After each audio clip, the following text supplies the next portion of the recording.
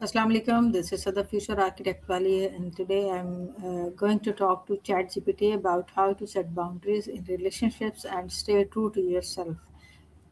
Setting boundaries is an essential part of maintaining a healthy relationship with others and, more importantly, with yourself. It's not about building walls to shut people out, but rather about creating a clear property line that defines where you end and others begin. Let's go to ChatGPT and explore uh, how ChatGPT helps us to find the dynamics of today's topic.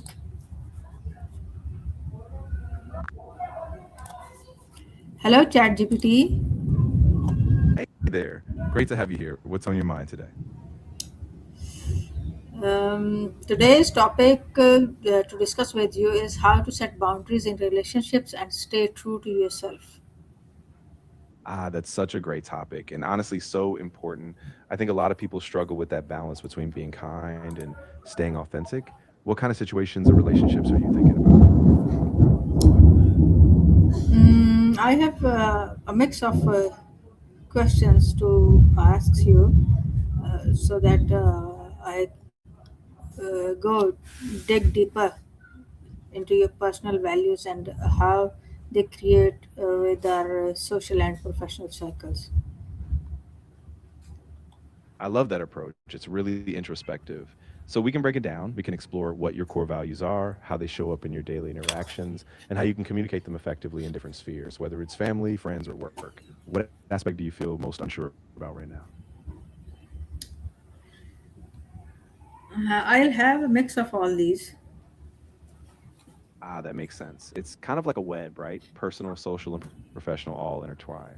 So maybe we can start with one value that's really central to you and see how it pops up in each area. Do you have a particular value like honesty, independence, or maybe something like compassion that you feel is a real anchor for you? Uh, First of all, I'll try to understand my current state. Yeah, that's a really good call. Taking a moment to just check in with yourself, how you're feeling, what dynamics are pulling on you can give you a clearer picture. So, how would you describe where you are right now, emotionally or even practically in your relationships? My first question is how people typically feel after spending time with the people, energized or drained. Yeah, that's a really good question. I think it can go both ways depending on the dynamics. Some people leave interactions feeling really uplifted, motivated, and seen, especially if it's with supportive people. But others can feel emotionally exhausted, especially if there's tension or if the boundaries get crossed. So, paying attention to how you feel after these interactions is a big clue. Does that resonate with you? Yeah. What are three things I currently do for others that I secretly wish I could stop doing? Oof, that's a powerful reflection to have. I think a good place to start is noticing any recurring patterns. Like maybe you feel overly responsible for everyone's problems, or you say yes to things even when you're stretched thin. Think about those small invisible sacrifices you make for others. What kinds of things come up when you look at your week or your typical interactions? Mm, what are the last times when you said yes to something when your gut was screaming no? Yeah, that's such a telling sign. I think it often happens when we're trying to avoid conflict or we just want to keep everyone happy.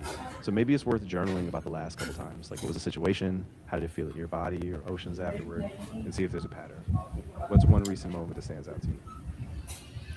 What are your non negotiables regarding how I expect to be treated by friends, family, or colleagues? That's a really grounding thing to identify. I think some non-negotiables could be things like respect, feeling heard, valued, and not dismissed. Maybe consistency in communication, and definitely honesty, even when it's hard. When those things are absent, it really erodes trust. What do you feel is non-negotiable for you, especially in your closest circles? It's my family. Absolutely. Family is such a deep one because those bonds can be so strong, but also sometimes really complicated.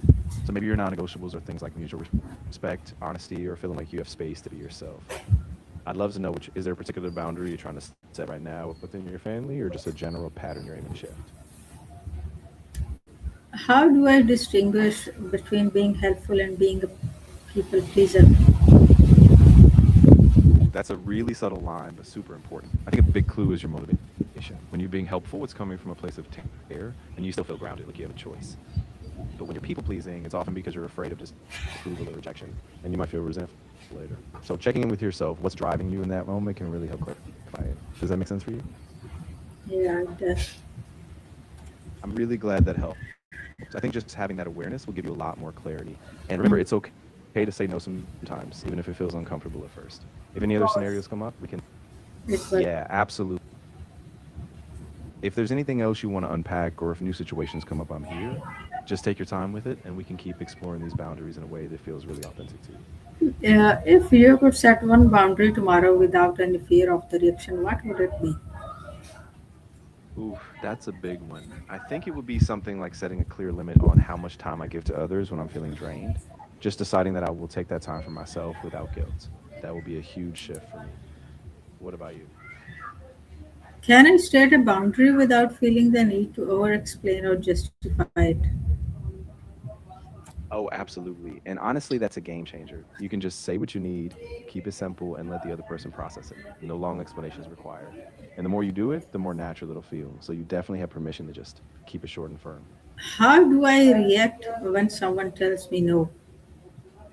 Yeah, that's a great question because it can bring up a lot, right? I think the key is to stay grounded. Remind yourself that their no is just a boundary, not a rejection of you as a person. And you can respond with appreciation, just a simple thank you for being clear, or even just a calm acknowledgement. How do you usually feel when you hear a no? What's your plan for when someone repeatedly ignores a boundary you have created set?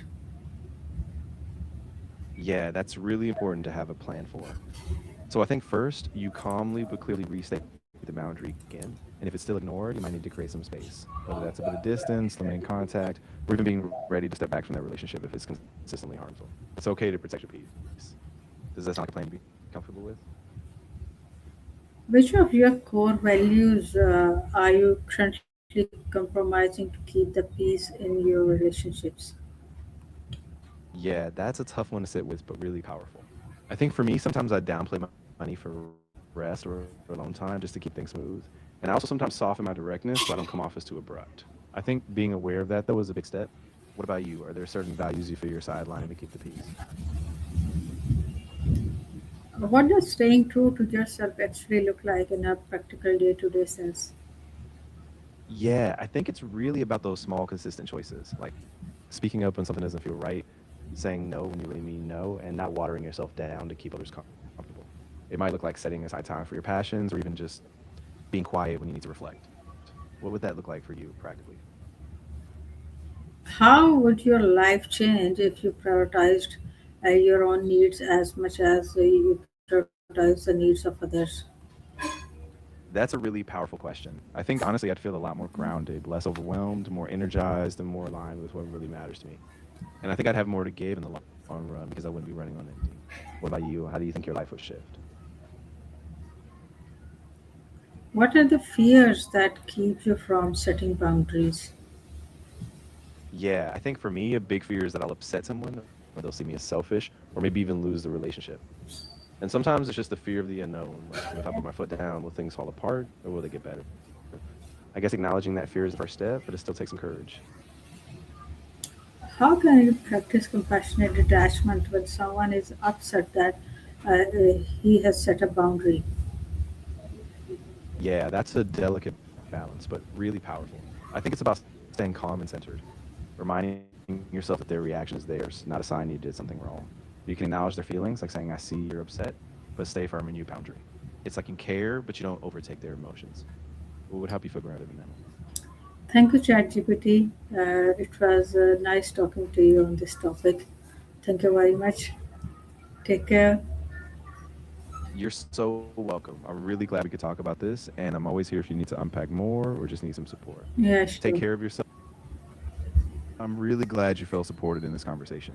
And yeah, absolutely. Take your time, and if anything else comes up or you just want to talk through something, I'm here. Okay, take care. Bye. You too. Take care, and we'll talk again soon. Bye for now.